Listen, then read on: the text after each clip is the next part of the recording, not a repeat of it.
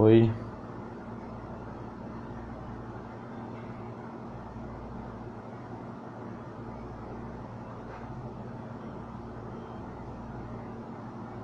E aí, Deus? Começando, né? Tá escutando bem aí?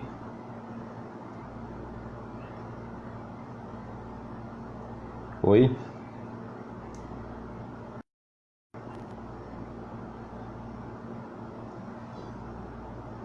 Bom dia. Presidente João pode mandar o convite aí?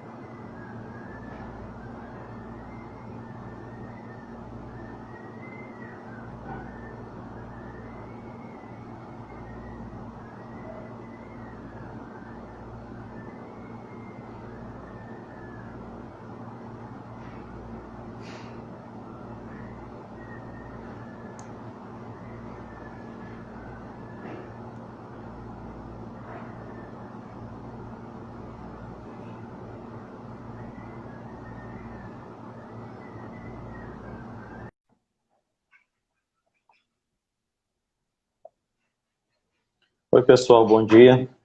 Só esperando o presidente João entrar aí para fazer as apresentações. Vamos ter uma live hoje sobre as normas de contabilidade e sobre as implicações disso na qualidade da prestação de serviço de contabilidade.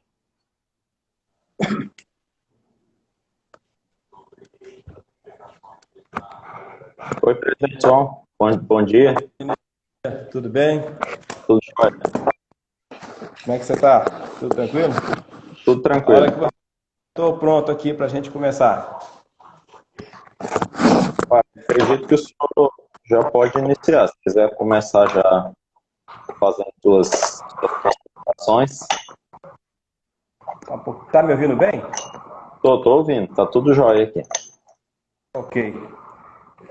Muito bom dia a todos e a todas. Eu quero aqui, em nome do Conselho Regional de Contabilidade do Estado de Tocantins, dar as boas-vindas a todos os participantes desta live, em especial aos nossos palestrantes, o Claudinir Góes e o nosso Luiz Fernando Nóbrega. É muito importante a gente falar das atividades e das demandas da classe contábil.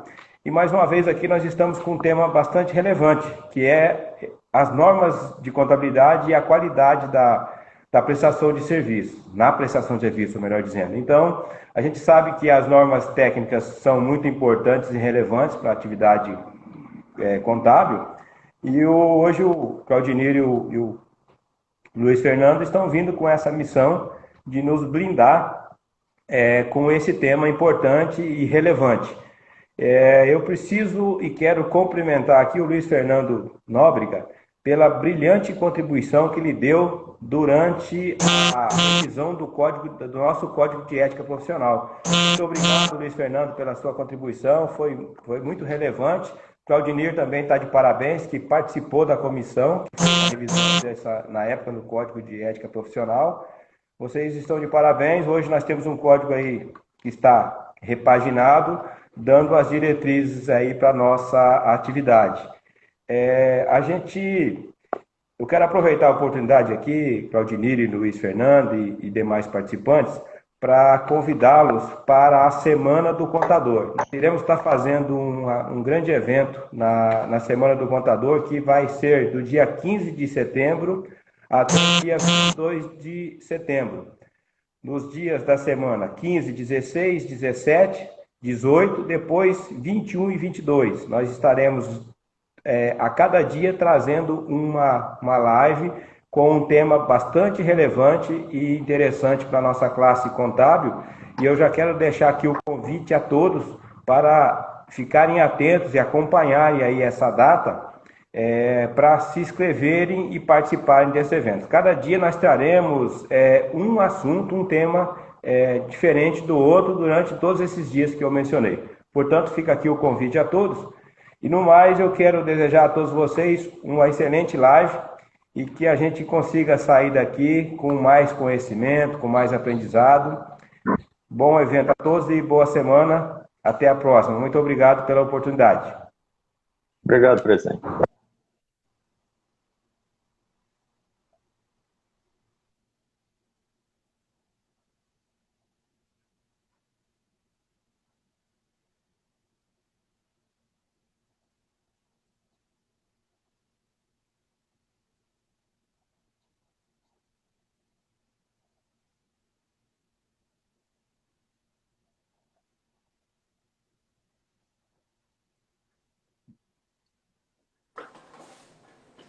Oi, Luiz Fernando. Olá, Claudinei, tudo bem, meu amigo? Tudo jóia? Bom dia. Bom dia, Seja, seja bem-vindo ao CRC Tocantins. obrigado. Você já recebeu aí as apresentações e as considerações do presidente João, mas eu queria falar um pouco sobre o Luiz Fernando. O Luiz Fernando ele tem um currículo extenso aí, então a gente vai pegar só os pontos importantes aqui para falar um pouquinho. O Luiz Fernando foi da vice-presidente de fiscalização lá do Federal, do Conselho Federal de Contabilidade, foi presidente do CRC São Paulo, um dos maiores conselhos do Brasil, né? E tive a oportunidade também de trabalhar com o Luiz Fernando na revisão da 560. Na verdade, a atualização, né? A 560 era muito antiga, e aí isso aí foi um trabalho preliminar que acabou culminando lá na revisão do Código de Ética do Contador, né? Então, o Luiz Fernando foi responsável aí pelos trabalhos iniciais lá da comissão lá na antiga gestão do Federal. A ideia seria trazer para a gente falar um pouco de normas de contabilidade, de compliance e da qualidade da prestação de serviço, né? Luiz Fernando está com a palavra, pode fazer uso. De vez em quando eu vou fazer alguma pergunta para você. Legal. Claudinei, então, obrigado novamente pelo convite, agradecer ao presidente João Gonçalo pela introdução, pela deferência, né, responsabilidade de estar falando aí junto ao Conselho Tocantins. E, cara, a gente participou aí, né, você citou aí, né, da revisão da 560, falamos da atualização, da revisão do nosso código de ética, e como o tema aí são normas, eu acho importante a gente esclarecer desde já, Claudinei, e a todos que nos ouvem, que os intuitos, né, que todos os intuitos que nós tivemos enquanto à frente do Conselho Federal em revisão de normas, era no sentido de contribuir para a qualidade da prestação de serviço, como é o tema da live, para a segurança do profissional e para a segurança e proteção da sociedade. Né? Os conselhos eles têm um papel muito importante em proteger a sociedade, e não proteger no sentido de que os profissionais temos que proteger deles. Não, no sentido da oferta e da qualidade.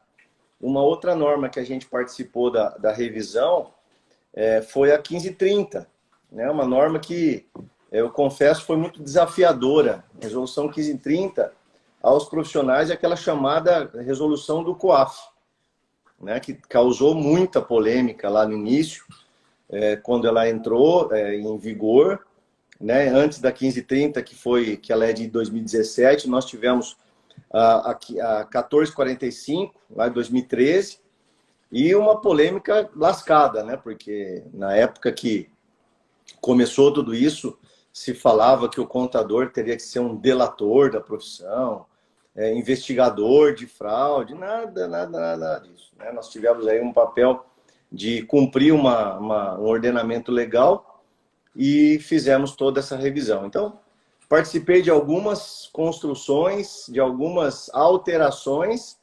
E, Claudinei, o que você quiser que a gente toque no assunto aí, vamos contribuir. Falar de qualidade, de norma, estou à sua disposição, e a todos, né, que estão nos ouvindo, quiserem também intervir, fazer algum questionamento, vamos lá, à disposição, meu amigo. Eu acho que compensa a gente falar sobre a situação da evolução da convergência, né? Por incrível que pareça, Luiz Fernando também trabalha com perícia, né? Eu também sou perito, e em alguns trabalhos a gente sempre acaba encontrando alguma situação de norma contábil aí bem defasada. E por incrível que pareça, isso é muito comum. Então, levando em consideração, digamos assim, a questão da convergência lá no ano de 2015, né, que foi quando entra aí as novas normas de contabilidade, e levando em consideração também digamos assim, os preceitos básicos ali do Código de Ética, né, de que o contador está submetido à ética profissional, ao compromisso com o cliente, e aos princípios da contabilidade, as legislações em si que a gente tem que seguir, o próprio Código de Defesa do Consumidor, o Código Civil, né? Então, assim, a gente tem um norte muito grande de digamos assim, ordenamento legal aí que a gente tem que estar seguindo para poder estar conseguindo atender e prestar um serviço de qualidade, né? Então, eu acredito que seria interessante, por exemplo, falar um pouco dos pontos ali básicos da TG1000 no que diz respeito aos princípios, aos fundamentos dela. Eu queria que você discorresse um pouco sobre a importância desses princípios e desses fundamentos. Olha, eu acho que você tocou num ponto muito, muito sério, muito importante, né? Os profissionais, muitas vezes, eles acabam, eu não diria sendo desleixados, mas muitas vezes não tem um carinho tão grande com o entendimento das normas profissionais, contábeis, né? Não só os profissionais, as técnicas também. E por que eu digo isso? Porque nós temos um país que ele tem uma vocação fiscal muito grande por parte da profissão contábil. E o que seria uma vocação fiscal muito intensa? Seria de você analisar, por exemplo, a regularidade de uma empresa à luz de uma norma tributária, né? Eu já ouvi muito por colegas, né, quando a gente militou, aí, principalmente na fiscalização, tanto em São Paulo quanto no federal, que eram autuados pela ausência de uma contabilidade, dizer o seguinte: mas a legislação da Receita Federal permite o livro caixa. Você já deve ter visto muito isso também, Claudinei. E o que é isso? Isso é a vocação fiscal. Mas espera aí, né? Eu sou um contador. Contador faz contabilidade. E a contabilidade já tem sua regra. Você falou da ETG1000, e tem tantas outras específicas. E aí eu acho que a primeira coisa é você quebrar esse paradigma que começa, sabe aonde, Claudinei? Nas universidades, e começar a falar muito mais de norma do que só de questões fiscais. Uma outra coisa que a gente tinha sempre que estar atualizando, que é o seguinte: as pessoas, né, os colegas, muitas vezes falam assim: olha, você viu o CPC 6 dos ativos intangíveis? Epa, o CPC tem um trabalho muito importante, mas não é o CPC que regula a profissão. É uma norma brasileira de contabilidade que vai, então, pegar ali o que os membros do CPC trouxeram de sugestões e aderir ou não. Né? Quem normatiza no Brasil é o Conselho Federal de Contabilidade, não é o CPC. Então, acho que esse paradigma, Claudinho, que você está falando, né, da importância dos princípios, de seguir as normas, ele começa com os profissionais absorverem que, não é só questão fiscal. Eu tenho a norma.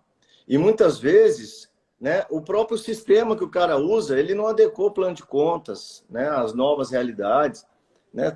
Eu já, como perito, como exemplo do que você milita, às vezes a gente vê um negócio lá no ativo, um tal de diferido. Você lembra disso? Ele não existe mais, cara. Mas tem. Então, assim, vamos quebrar primeiro de tudo essa barreira da vocação fiscal para depois a gente pensar em ter uma aderência muito maior às normas contábeis. Eu acho que para começar a nossa conversa é isso, Claudinei. Sim, o que eu tenho visto também são essas duas. Não deixa de ser uma verdade muito forte essa questão da vocação fiscal, né? Então, tudo gira em torno das demonstrações fiscais ali, dessa parte de declaração, né? Então, um assunto também que eu acho que é pertinente, né? Nós temos o processo de convergência que iniciou lá atrás. Quando eu digo lá atrás, é 2007, 2008, lá para as financeiras e depois para as SAs em 2009, com a mudança da legislação, né? E aí tem a questão da quebrança, aliás, da quebra do paradigma, dessa questão da governança corporativa também e das normas societárias. Que agora nós teríamos, então, alguns eventos societários ligados à sociedade, que seriam objetos, então, da ECD, a famosa ECD, né, Escrituração Contábil Digital, que não tem, digamos assim, nada a ver com a ECF, né? E eu já vi muitos colegas falando, para que duas demonstrações igual, se tem que mandar as coisas iguais nas duas, né? Eu falei, bom, não é bem assim, até porque uma serve para uma coisa, a outra serve para outra, né? Então, por questão, às vezes, de falta de trato ali com a contabilidade societária, acaba-se tendo esse entendimento, então, de que as duas são iguais, e na realidade elas não são, né? E nessa questão, acho, da quebra do paradigma fiscal, quando houve, então, a aprovação lá em 2009, depois de 2013, batendo o martelo, então, que a Receita Federal abriu mão de alguns registros fiscais, né, que todos aqueles registros que tivessem finalidade societária, eles, então, estariam livres de tributação, que é o caso, por exemplo, do ajuste de avaliação patrimonial, alguns conceitos ligados ao valor justo, né? E também a quebra de paradigma lá da reavaliação, antiga reavaliação, né? Que hoje pode ser feita livremente aí pela própria instituição ou por profissionais que se demonstrem capacitados, né? Sem nenhum prejuízo fiscal para a instituição que quer fazer com que o ativo dela seja um ativo que represente o patrimônio dela e um passivo que represente as obrigações, né? Então, digamos assim, isso abre um leque e dá uma autoridade muito grande para o contador, né? Eu lembro a gente trabalhando na comissão e a Márcia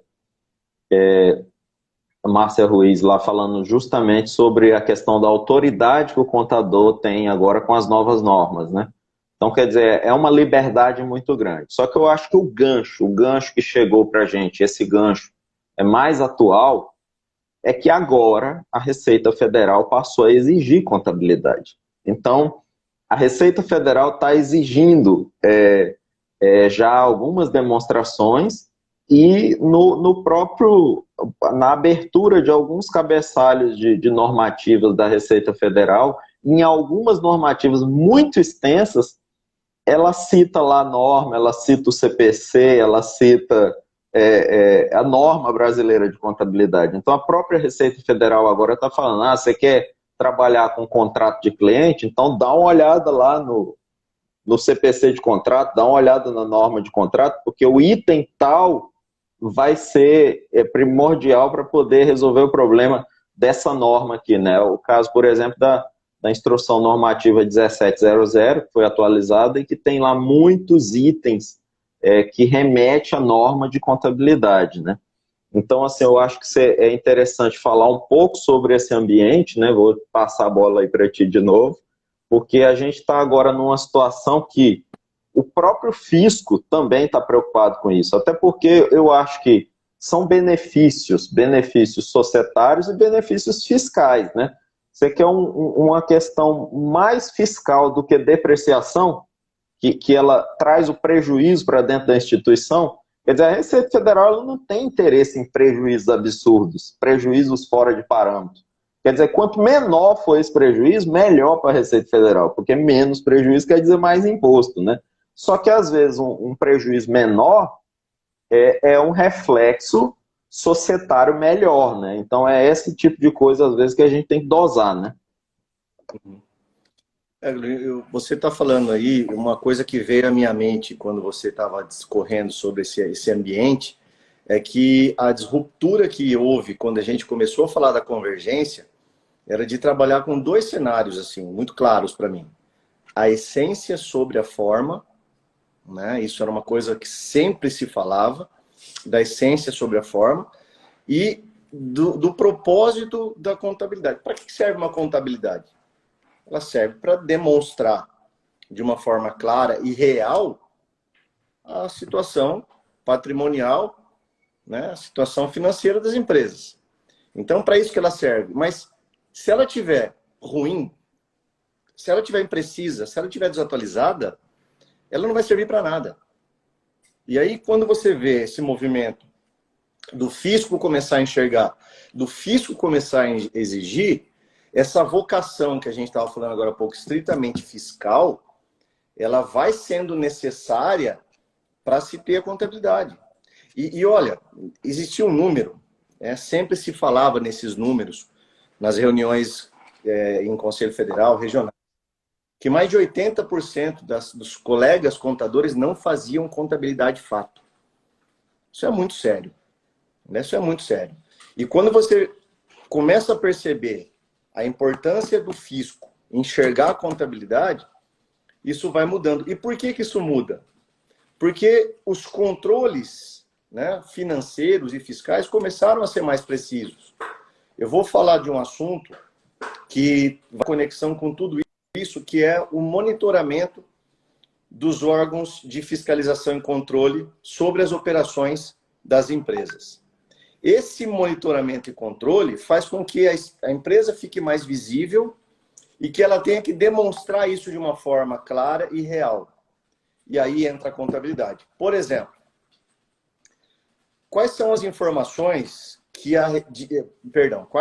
de onde vêm as informações da Receita Federal?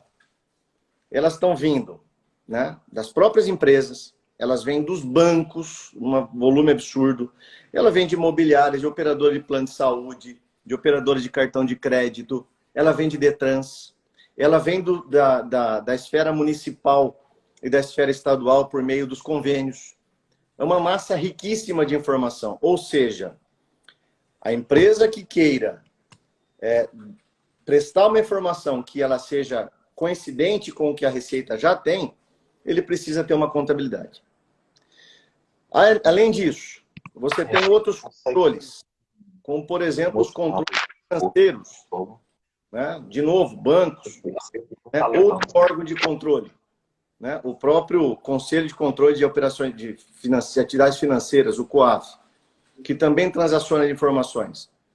Qual é esse cenário? É um cenário na qual as empresas elas já estão monitoradas.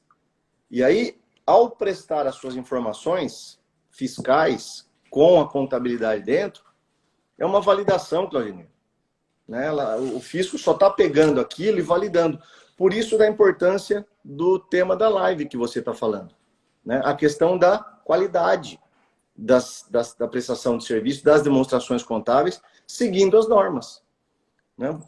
Nós chegaremos a um momento, né, isso se falava muito na época da convergência, chegaremos a um momento que as informações contábeis, elas vão vir já de uma forma muito perto de estar prontas, para serem validadas pelos profissionais. Né? Por conta do quê? Por conta desses cruzamentos todos que existem. E aí nós vamos viver um novo momento. Quem, de fato, conseguir fazer a contabilidade real de uma forma seguindo as normas, essa pessoa não vai ter problemas. Mas para isso a gente tem que se capacitar. Aproveitando aqui, enquanto você se ajeita aí, Claudinei, tem uma pergunta aqui no nosso bate-papo. Como fica a responsabilidade profissional que não faz a contabilidade correta? Porque a multa sempre fica no bolso do empresário. Falta da cultura da responsabilização do profissional também. É uma questão importante para a gente discutir aqui, porque a contabilidade, né, não estando adequada, o profissional pode ser punido, sim. Né? Isso dentro da esfera administrativa, falando aí dos conselhos, e até na esfera civil, quiçá a esfera penal. Né? Existe a responsabilidade atrelada. Né? O empresário, caso ele seja lesado por conta disso, ele pode exercer o seu direito de regresso. Isso é muito real e a gente via muito isso nos processos administrativos no Conselho, quando o empresário muitas vezes ele provocava o conselho com uma denúncia e já anexava, inclusive, as suas ações ali, cíveis e às vezes até criminais contra o profissional. Então, para que não fique no bolso do contador, é importante que tenham bons contratos e se cerque de bons profissionais, né, Claudinho? Não adianta. O barato sempre sai caro. Isso é verdade. Eu acho que tem dois papéis assim que tem que ser muito forte no trabalho da contabilidade, né? O trabalho da contabilidade hoje ele exige bons sistemas. Então, eu acho que é um ponto importantíssimo, porque você vem falando aí, a sua fala agora, uma série de sistemas, né, que existem. Os nossos sistemas de contabilidade, eles têm que comunicar com vários sistemas do fisco, né? Então, a gente tem que exportar dados, tratar esse dado, né? Ter um cadastro atualizado para poder informar bem. Então, acho que esse é um ponto primordial, ter um bom sistema. Segundo passo importantíssimo, saber configurar bem esse sistema. Porque não adianta nada você ter um sistema bom e não saber configurar, não ter a configuração desse sistema. Aí eu acho que nesse ponto de configurar bem o sistema é onde você vai usar ali o conhecimento contábil, tá? Eu sou da seguinte opinião, ninguém é obrigado a saber tudo, né? Então a gente tem aqui, hoje, os CPCs, né? Tem aí 49, com o PME são 50 CPCs, né? Normas, devemos ter aí uma centena de normas, né? Legislações nem se fala, inúmeras legislações. Eu acho que num dado momento é importante, às vezes, um profissional que ele não tem certo conhecimento, de repente contratar uma consultoria de um outro profissional, ou de um colega, ou de uma equipe especializada que entenda de configuração e que entenda de parâmetro. Ou eu já tive casos, por exemplo, de colegas que me procuraram para começar a fazer determinada contabilidade de algum segmento que ele não tinha conhecimento. Então, assim, às vezes entra em contato, vou precisar trabalhar com posto de gasolina. Você já trabalhou com posto de gasolina? Me ajuda a saber o que eu tenho que fazer para poder organizar essa contabilidade para mim não ter problema nem no fisco e nem na contabilidade, né? Então, assim, vira e mexe tem essas procuras, né? Justamente de colegas para poder ajudar ali no trabalho inicial, né? Porque se você começa certo, depois vai certo, né? Então, assim, se começa errado, a chance de dar errado lá na frente é muito grande. Então, eu acho assim que seria esses pontos de preocupação. Agora, um outro ponto que eu também acho muito importante é o ponto da equipe. Porque o que ocorre? Por exemplo, às vezes você pode optar por ter uma grande equipe ou uma equipe pequena, e aí eu acho que o profissional, aquele que está na supervisão, está na gestão, é o contador responsável, ele tem que estar muito preocupado com a execução de trabalho da equipe e numa supervisão, numa verificação dessa equipe constantemente, né? Então, aquela coisa de verificar demonstrações mensais, trimestrais, fechamentos. Então, acho que tem que se ter uma rotina nesse sentido. Do mesmo jeito, eu acho assim, o trabalho de contabilidade ele não deixa de ser um trabalho disciplinado. Então, você tem ali a disciplina do RH, você tem a disciplina do fiscal, que eu acho que compensa introduzir uma disciplina rigorosa no contábil e tentar verificar isso da melhor maneira possível, né? Até porque se não houver a cultura e a disciplina desse acompanhamento, aí fica difícil de monitorar, de saber o que está acontecendo, né? E assim, queira ou não, dependendo do volume de trabalho, às vezes a gente precisa de uma equipe muito grande. Então, está cuidando da qualidade, do treinamento dessa equipe, é uma situação muito importante mesmo. Por quê? Porque no próprio Código de Ética fala que os trabalhos eles devem ser feitos por profissionais com conhecimento, né? Muitas vezes a gente coloca no contrato lá, no contrato de prestação de serviço, que a equipe é adequada, que os profissionais são capacitados, né? Agora, até que ponto isso é verdade? Eu acho que é nesse ponto da qualidade que a gente tem que se preocupar, né? Até que ponto, então, eu estou fazendo investimento na minha equipe, eu estou fazendo investimento no meu quadro de pessoal, estou colocando o meu pessoal em treinamento, estou dando espaço para eles aprenderem, para fazerem coisas novas, né? Então, acho que a questão do acompanhamento da qualidade é esse. E aí, eu acho que um ponto crucial, que é muito importante para quem entende um pouco de controle de qualidade, sabe? Que a qualidade ela é mínima. Ela é mínima, é um conceito mínimo. Então, assim, as normas, elas trazem os requisitos mínimos a serem seguidos. Quer dizer, é o menor requisito que existe, é o normativo, né? Então, você pode fazer coisas muito melhores e muito maiores do que o que está na norma. Agora, isso requer, então, uma qualidade, um conhecimento maior, né? Então, hoje, o que a gente tem visto aí na internet, inúmeros profissionais, inúmeros professores aí fornecendo coisas novas, coisas diferentes dentro da contabilidade, né? Eles estão indo além do mínimo, né? Então, eu acredito que esse ponto, ele também é muito importante. E, logicamente, essa questão da educação contínua, né? Então, cursos, MBA, educação, sou um grande defensor da educação continuada, a gente tenta fazer vários treinamentos aqui, tenta levar conhecimento para os colegas, até porque eu acho que quanto mais colegas tiverem com conhecimento adequado, melhor vai ser a nossa profissão, melhor vai ser o nosso nível de trabalho, né? Melhor vai ser o nível de reconhecimento que a sociedade vai ter do profissional contador, né? Eu acho que hoje o contador ele goza de um respeito profissional muito grande, né? Inúmeras profissões aí tiveram grandes dificuldades em se estabelecer e serem aceitas e serem reconhecidas, né?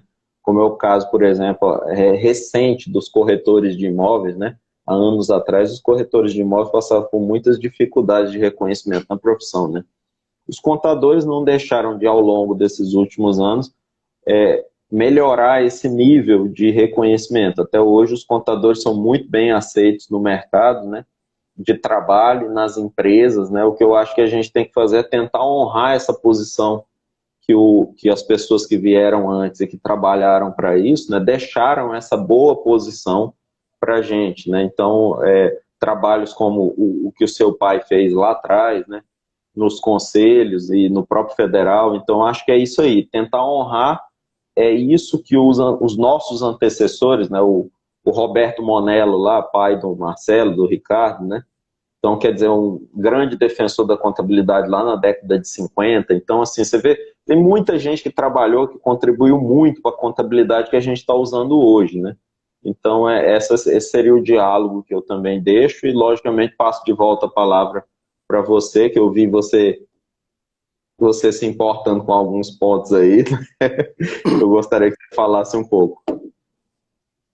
Uma coisa que é importante, né? E é um mito, né? Que as pessoas falam, pô, mas eu vou investir na minha equipe, a minha equipe vai embora, né? E aí eu gosto muito de uma frase, sempre esqueço de quem é, que você acha caro treinar um funcionário e ele ir embora, experimente não treiná-lo e ele ficar, né? Aí, qual que é a tua escolha? Então, começar por aí. E essa questão de você investir na equipe, você está trazendo, né? Enquanto você é gestor, enquanto você é um empresário contábil, você está trazendo segurança e qualidade para o teu negócio. É simples assim. Você não tem uma situação diferente disso. Corre o risco do teu colaborador eventualmente ir embora? Corre. Mas você precisa, não pode trabalhar com esse viés. Né? Uma coisa que eu sempre falo nas minhas apresentações, de novo falando um pouquinho da questão de lavagem de dinheiro, que hoje os profissionais contábeis, por força de lei, né, a Lei 9.613, tem que reportar operações atípicas e suspeitas ao COAF. Tá? Quem que tem que reportar? É o responsável técnico. Quem é que tem que alertar esse responsável técnico, no caso de um escritório grande, que o empresário não vai trabalhar na execução, quem é que tem que alertá-lo? É a equipe. Aí eu pergunto, a equipe sabe disso? ela sabe desses problemas, dessa situação de eventualmente ter que reportar alguma coisa, de uma operação, o que é suspeito? A equipe sabe disso? Muitas vezes a resposta é não. E aí, deixa de se reportar e você pode trazer um problema muito grave, inclusive criminal, para o responsável técnico. Até agradecer aqui o Thiago, que colaborou com a gente aqui no chat, que foi o Henry Ford que disse essa frase, né, de que se é caro treinar um colaborador ir embora, experimente não treinar ele ficar. Então eu vejo que começa por aí, Claudina, a questão da qualidade da equipe, a questão da supervisão, né, dessa equipe, porque por mais capacitada que ela seja, ela precisa ter supervisão. E aí entram alguns aspectos de compliance, que você citou no início, que é o quê? Como estão os meus controles, né, meus controles internos com relação à minha operação? Eu tenho. De quando são esses controles? Essa pergunta é muito importante. E por que é importante? Porque controle vence. Se você tinha o teu controle numa tabela em Excel, né, nos anos 2000, talvez isso fosse eficiente. Mas e hoje? Como que estão os teus controles com relação à segurança da informação? É um tema interessante. Né? Lei Geral de Proteção de Dados. Como estão os teus controles para proteger isso? Nós temos aqui no chat uma grande autoridade sobre isso que acabou de entrar. Então, Aleph Barros, um colega contador lá de Maceió, especialista em LGPD. E aí eu pergunto, como estão os teus controles com relação a proteger os dados? Não, Luiz, no meu acesso, no meu servidor e tal. Cara, mas e o teu arquivo físico, por exemplo? Você tem dados pessoais que devem ser blindados ali? Tem. Quem entra no teu arquivo físico? Qualquer um. Então, perceba que essas situações, elas passam por, como você disse, controle, né, da equipe, supervisão, equipes capacitadas. Né, porque a responsabilidade é muito grande. E aí eu volto um pouquinho, Claudinei, né, falando nesse assunto de responsabilidade, para que se faça uma autoanálise e responda a seguinte pergunta. E os teus contratos de trabalho? E os seus contratos de prestação de serviço? A gente está falando aqui de qualidade. Nós estamos falando aqui de segurança, de responsabilidade. Tudo começa lá. No papel que eu firmei um compromisso ou com o meu cliente ou com o meu colaborador. Né? Existe um mantra, quando a gente fala de prevenção, lavagem de dinheiro, que é conheça o seu cliente. Né? Para quem é que eu estou trabalhando? Né? Quem é esse cara que eu estou prestando serviço?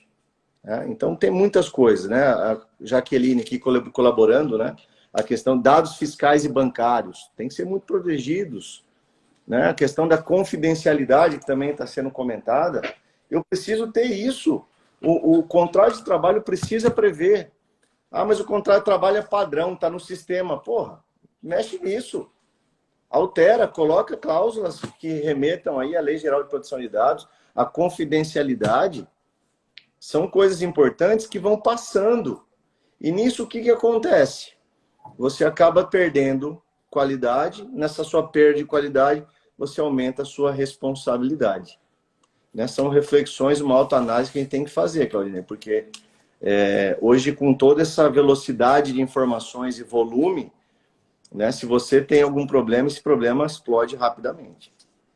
Devolvo a bola para você aí. Isso é verdade.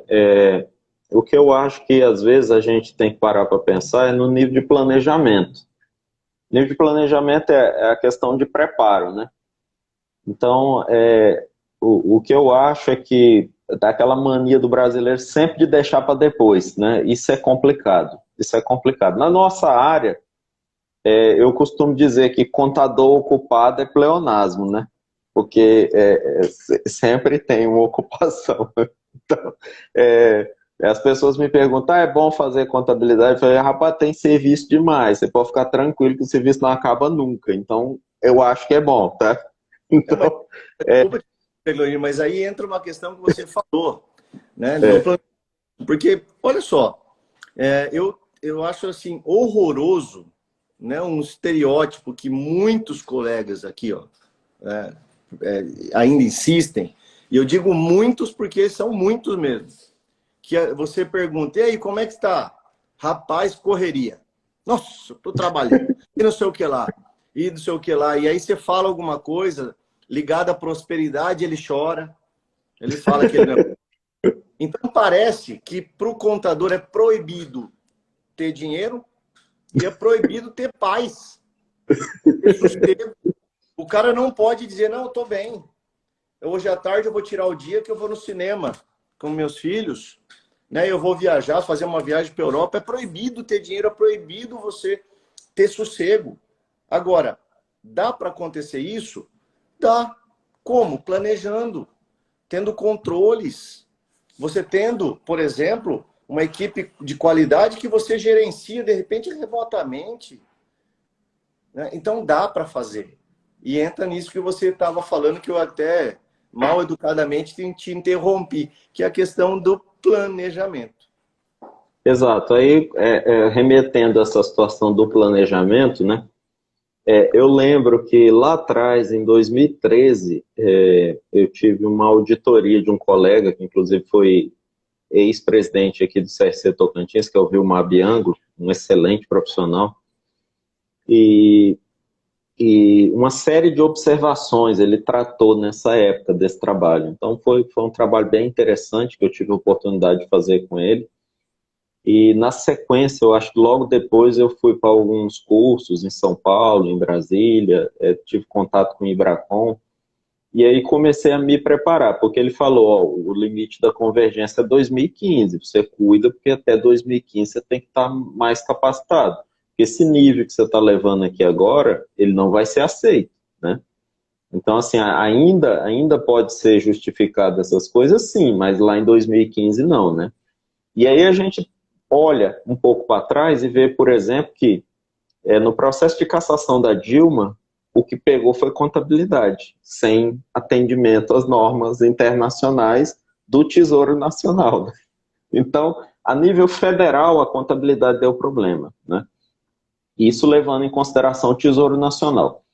Aí a gente olha para os estados, né? Os estados pediram prorrogação até 2018 para entrar na convergência. E as prefeituras até 2019, sendo que as prefeituras entraram agora em 2020.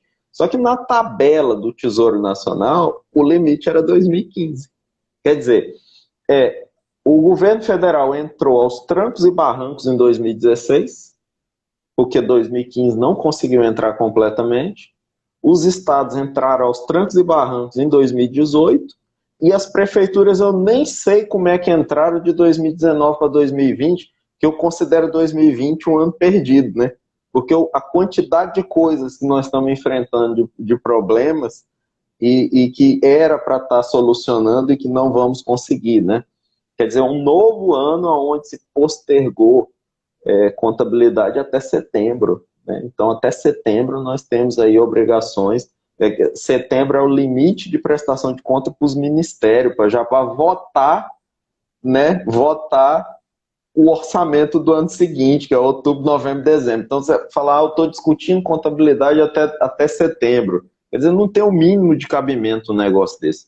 Então, assim, quando eu digo essa questão do planejamento, é porque sim, há um histórico, eu entendo que ele é endêmico, né? É quase que uma doença populacional de as coisas não acontecerem dentro do prazo e que não consegue cumprir cronograma, né? As coisas sempre ficam, às vezes, para depois, né? Sempre tem aquele cliente que, logicamente, não é coisa que a gente controla, ou às vezes sempre tem ali um problema na equipe de uma guia de imposto que vai no dia de pagar, né? Então você tem N situações ali que vão gerar problemas. Logicamente, eu acho que a gente não tem que atacar o problema em si, tem que atacar o que está causando esse problema lá atrás, né? E são situações que eu acredito que às vezes a gente tem que se preocupar um pouco com a folga, né? A gente não se preocupar se vamos ter problema, e sim quando os problemas vão acontecer. Porque os problemas sempre vão acontecer. O que a gente tem que ter ali uns 20% de folga para tratar problema, porque o problema sempre vai acontecer, né? Então, assim, eu tenho usado tentado usar a fórmula dos 20%, né? Reserva 20% do tempo ou para ser sua folga ou para tratar problema, porque o problema vai acontecer, né? Uma coisa interessante, né? O planejamento, ele é uma situação que ele afeta toda uma operação. Ele pode comprometer toda uma operação. Nós tivemos uma aceleração agora de muitas tendências que demorariam para acontecer agora com a pandemia. Então, muita gente que queria fazer uma reunião e postergava, hoje ela faz virtualmente, usando tantas ferramentas que tem. Você consegue, né, pegando um gancho num comentário do colega aqui em cima sobre o home office, as empresas tiveram que correr e se adaptar ao home office em uma semana. Né? Isso viria a acontecer um dia? Sim, viria. Mas por que eu vou pensar nisso? Para que eu vou pensar nisso? Né? Precisou acontecer uma pandemia, uma situação de crise muito intensa para as pessoas mudar. E esse é um ditado, né, notório. As pessoas só mudam em duas situações.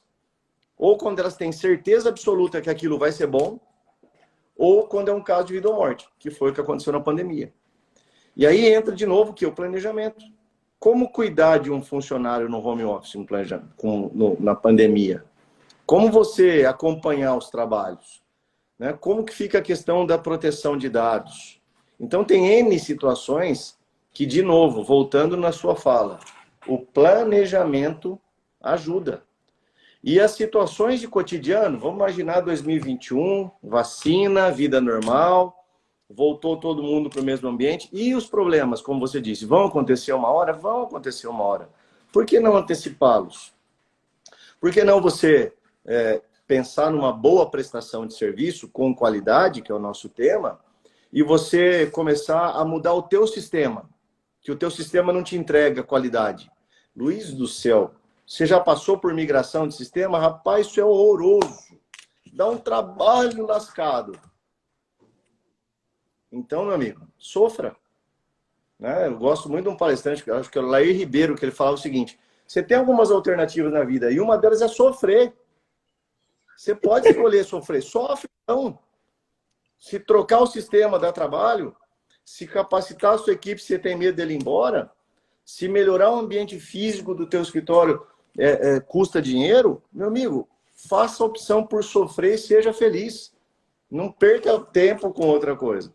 Agora, é fato que, se você pensar num planejamento, se você inserir aqui uma ferramenta importantíssima de compliance, que é você fazer um mapeamento de risco, né? Uma matriz de risco, e atacar esses riscos com medidas mitigatórias, como controles, como algum tipo de política que você tenha que desenhar, opa, aí eu tenho uma situação que começa a melhorar a minha vida.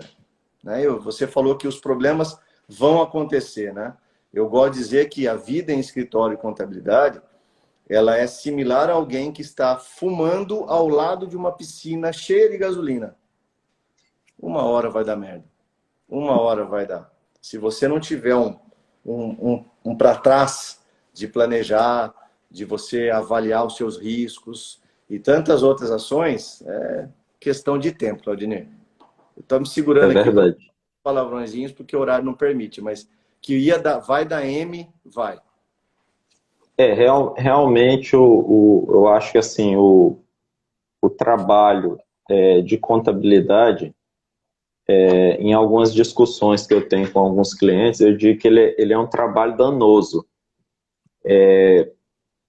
Tem um ponto aqui que está falando indispensável regimento interno e um código de conduta. Realmente, isso é indispensável.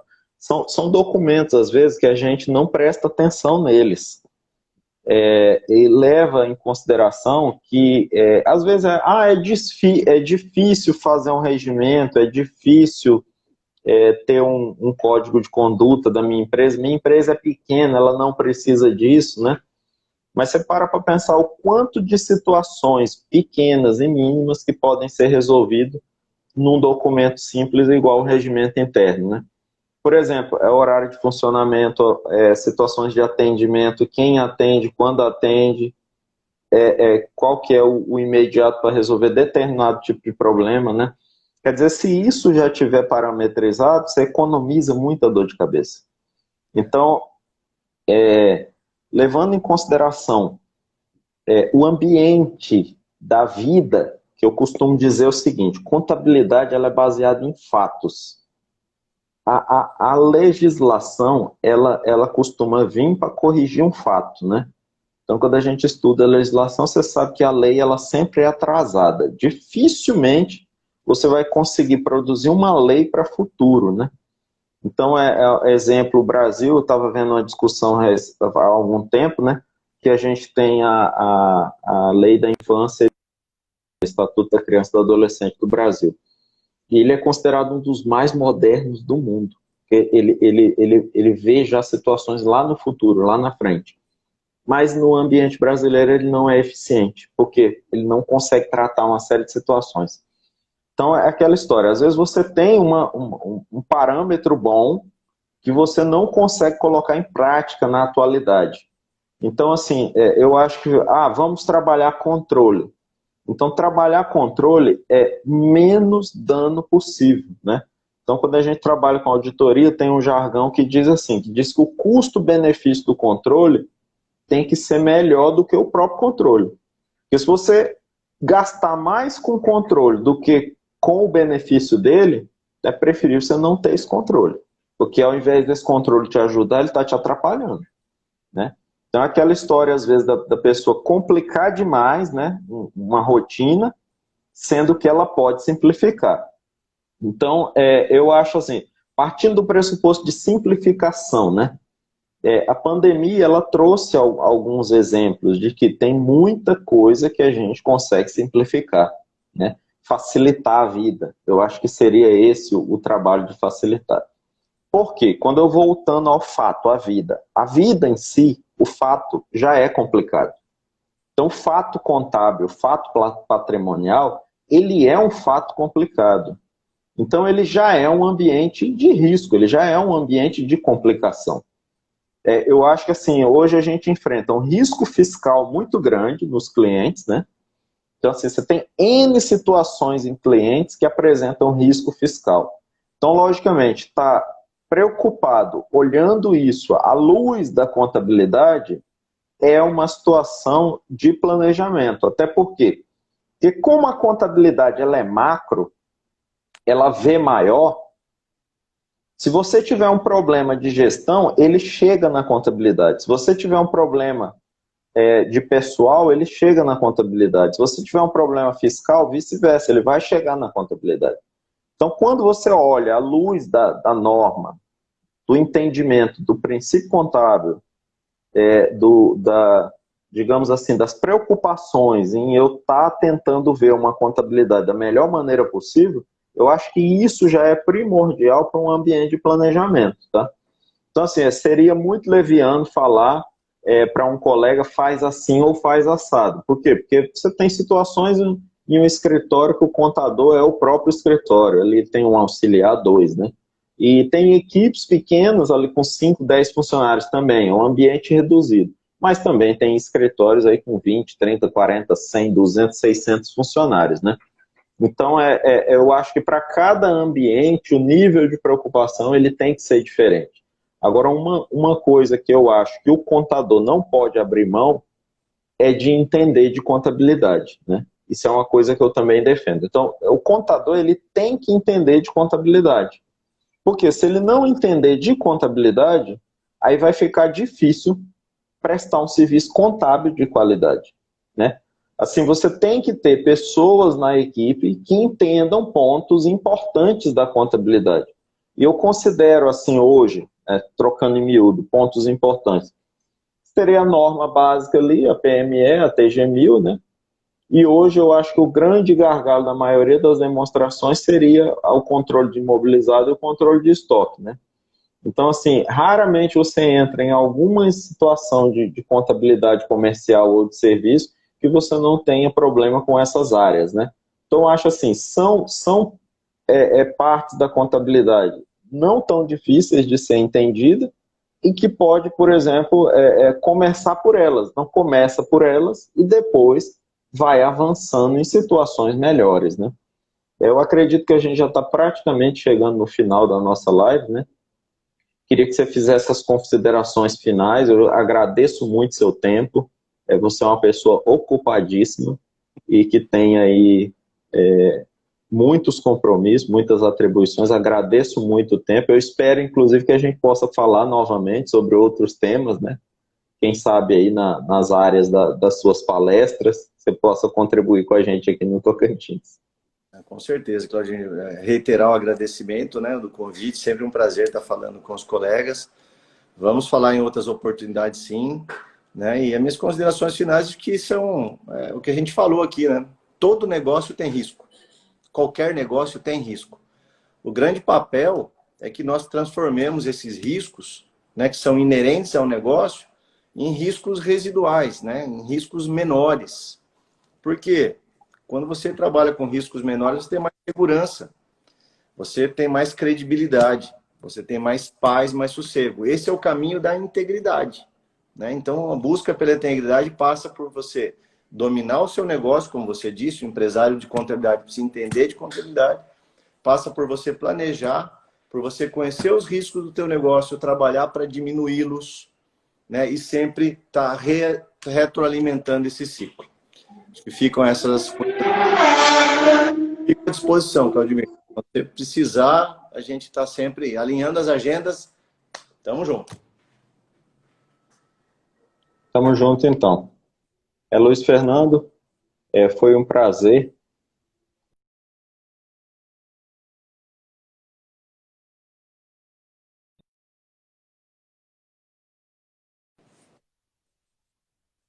Trabalhar algum outro tema, né? Com essa situação das lives, eu acho que fica bem fácil, né? De ver público e palestra, né? Mas eu espero que num momento oportuno, talvez no futuro, você consiga vir aqui no Tocantins para prestigiar a gente também. Certeza, é um prazer. Falou, muito obrigado, Luiz. Obrigado, tchau, gente. Tchau. Tchau.